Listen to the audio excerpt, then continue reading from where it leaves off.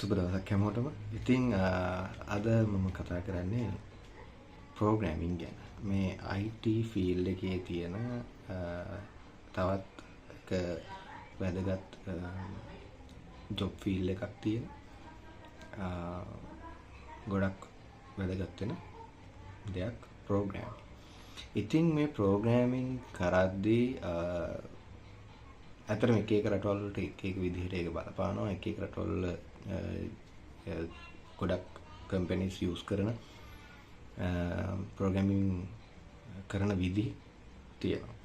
ඉතින් ගොඩක් වෙලාවට මේ ප්‍රෝග්‍රෑමින් වල තියෙනවා ඉම්පරේටිව්, ඩික්ලරේටිව්, ඩබල් OP and ෆන්ක්ෂනල්. ඒ වගේ හතරක් තියෙනවා. විදිහට තව වෙනස් වෙන්නත් පුළුවන්.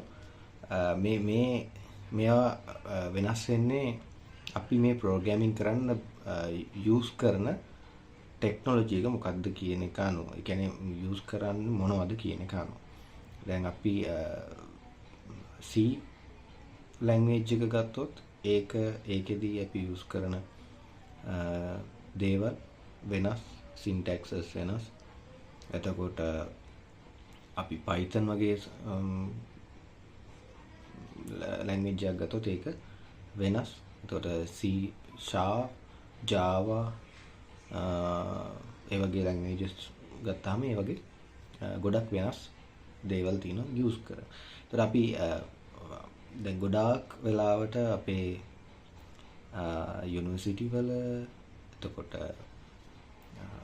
එක කම්පියුටර් ප්‍රෝග්‍රෑම්ස් වල යූස් කරන්නේ ඩබල් OP කියන කන්සෙප්ට් එක.